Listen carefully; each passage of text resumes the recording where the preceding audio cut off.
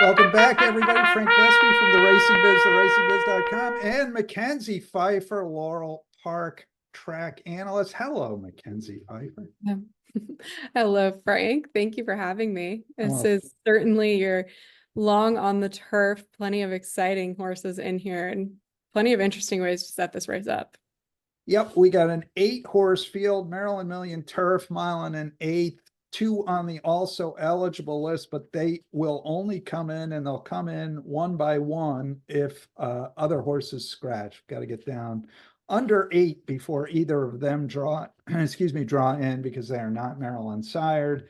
I talked with Hugh McMahon, who trains the 9 vaccination, and he said they will run if they draw in. So um, we'll have to see what happens there. Got a couple of Mike Trombetta runners in here. We got a horse that was grade 3 place not too long ago. We got a horse that just got pipped in a stake last time out. So pretty good field. This is a better field than we have seen in this race in the last couple of years. I have to agree. And I think a lot of them come in with sort of different campaigns, different tracks where they've been, and a lot of different company that's been remarkably good. So I'm curious how they all stack up against each other on the day. Yeah, no, it should be fun here. Like I said, 8-horse field. Let me ask you this before we get into the horse by horse.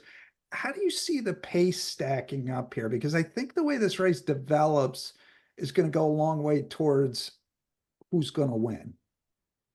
Ah, so I've gone back and forth because I think that is the telling tale of how this race goes. Um, I think Sky's Not Falling could be the speed of the speed, but this one's stretching out. Is that what we want to do? Is that what they want to do? Is that what they're going to do? Is a little bit of a question mark for me. Sports editor is really good on the front end. It's going to be on the outside, a bigger field as far as number of horses than last time out. But I think that one does have pretty good speed. So, he's one I think is certainly going to be involved early on. Yeah, no, I think he clearly is. I think both of those are, as you said. I wonder a little bit about Goodbye Note. Where are they going to send him? What are they going to do with that horse? I mean, where does he fit, and what's his best chance? I think that's an interesting question. I know that's a horse you like a little bit. I do, I don't really capture him in my selections, but that's one who, I'm tempted to use just because I think he's proven that he really likes the mile on a 16th. And I am just curious if he's even gone the mile on an eighth before back in his maiden career. So I'm curious what we see from him on this particular day. And handicapping the race, I had the same thought as I wonder what they tell the jockey. Yeah, no, because he won 2 back on the turf. He's got some intervening dirt races. He won on the front end, and then last time out, they kind of tried to stalk, and he checked himself out of it. So, um, if he goes 2, it might be a pretty lively pace. So that might make it a little sticky for a horse that we both like. I think you have on top, sports editor. That was the thing that I kept going around about. Like, is he how's this going to go? Is he going to just be able to control it? He might be able to just sit off a horse and then go. But if 3 of them are pushing forward, that might make things complicated. Well, when you originally asked me, I think I named 2 of them who were going to go. Yeah. Wishful thinking, because Right. exactly as you said, I think if there's a target or, just one or so in front of him, that's okay. If there's too much company, I get a little nervous. But, last time out, he was going the mile and a half. And so I think that was maybe a difference. Cutting back just a little bit might work well for him here. And we'll see. I also think he is pretty comfortable. He's a very confident horse coming in here, and we've seen really good effort. So he might surprise us with his ability to handle company.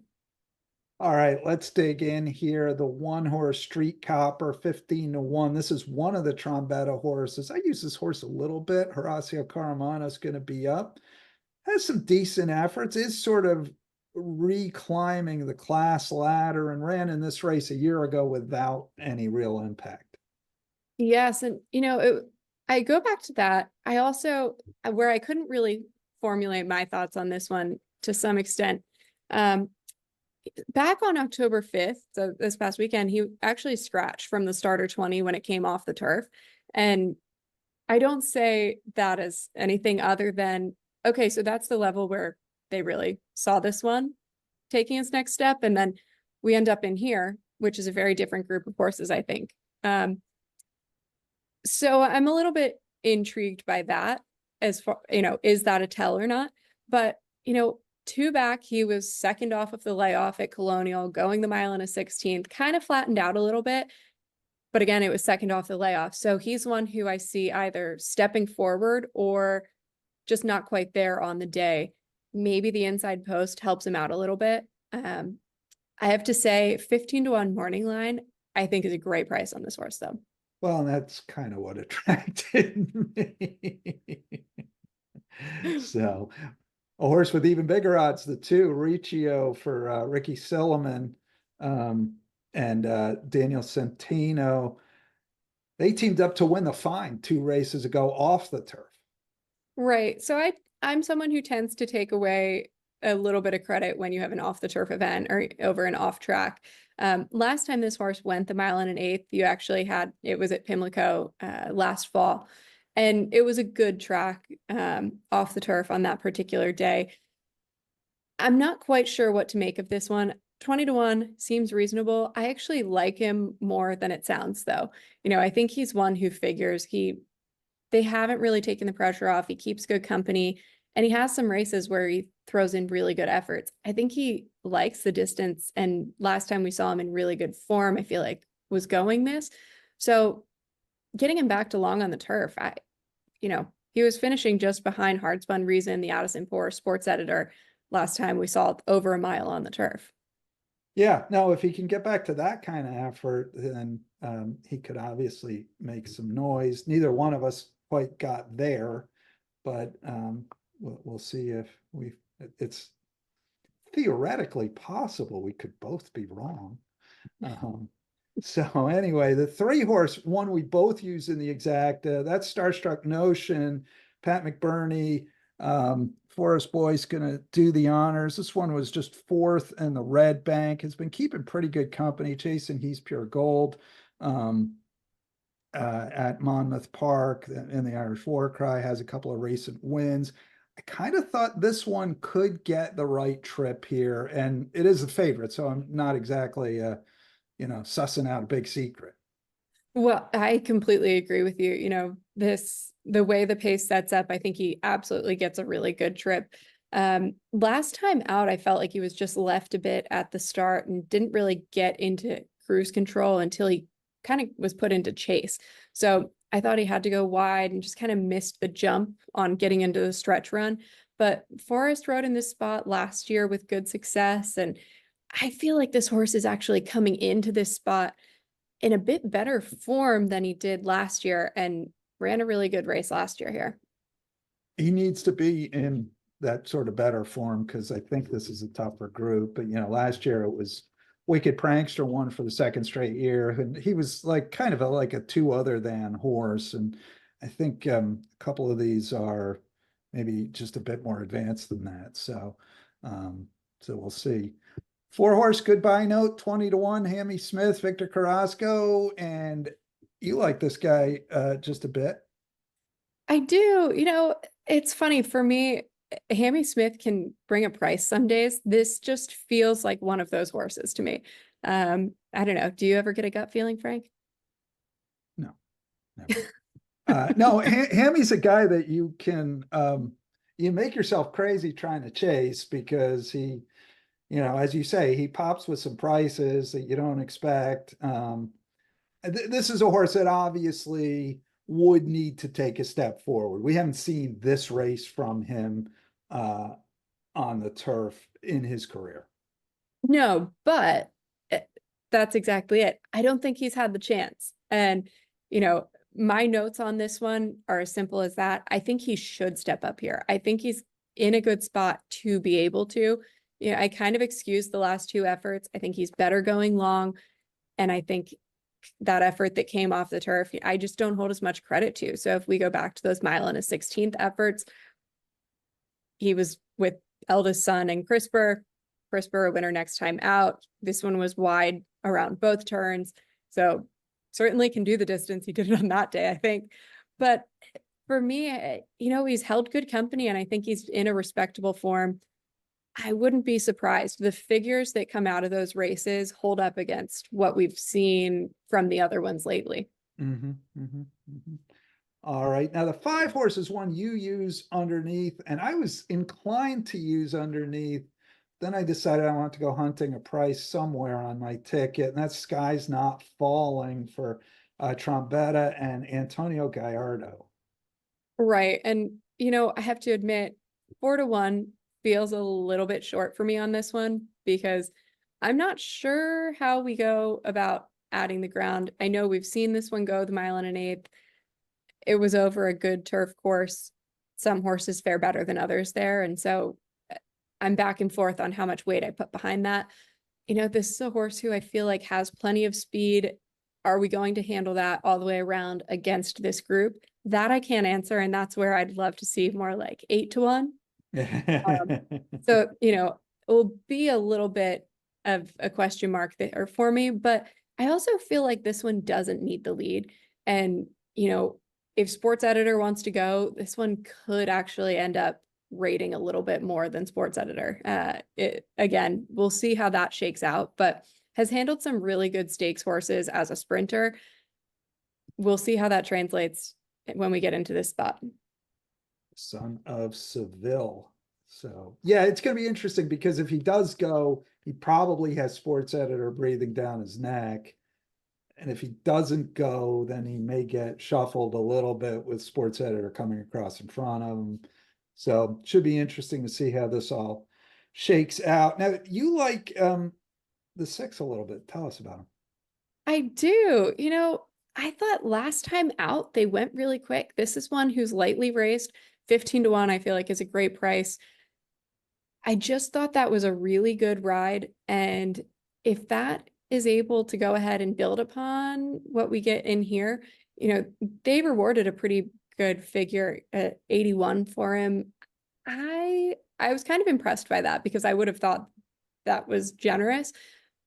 Watching the race myself, I feel like it was pretty honest. It was a rather impressive effort. And so he's another one who, I lean away from the 4 in my selections because I wanted to have this one in here ultimately.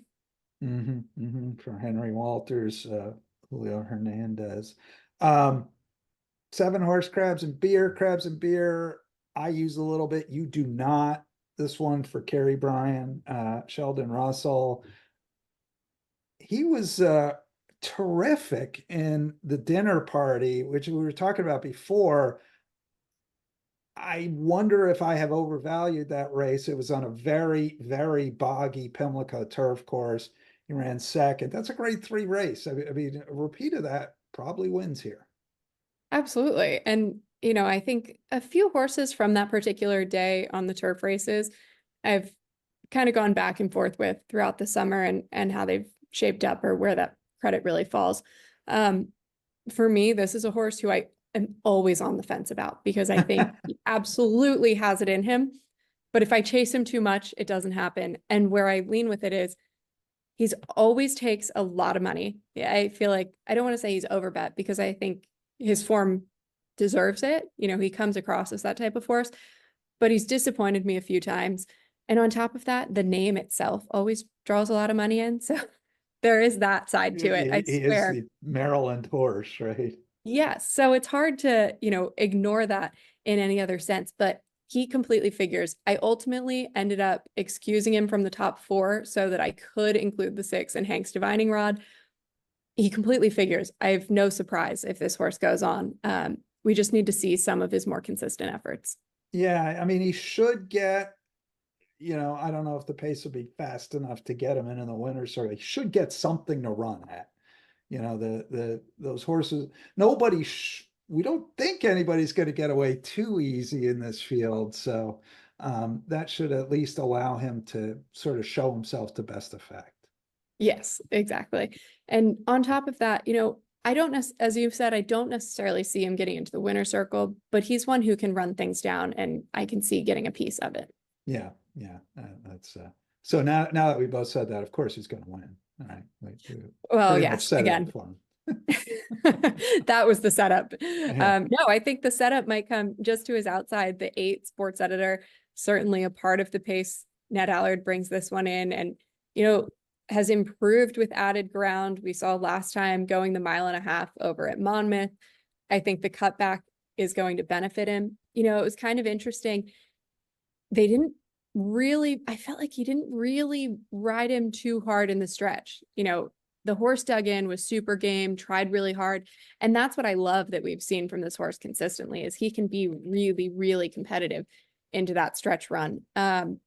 I felt like they didn't push him too much on that particular day, which I actually like for coming in here. I think he has kind of developed that front end style and just is sort of tough to shake away, but has had a really nicely spaced campaign over the summer. And last time out, it was still finishing in front of Highland Chief, who went on for a stakes effort at Woodbine afterwards. So yeah, and Highland Chief is now he's not this horse anymore, but he's a grade 1 winner that I talked with Graham Motion, who trains Highland Chief, a little earlier this year, and he said basically, I'm not sure why he's not delivering in the afternoon, because I think he still has that race in him. So it's not bad finishing ahead of Highland Chief. I mean, he's not the grade 1 horse at this point, it seems like, but still got a little bit of talent. That was a really good, this is a horse that they've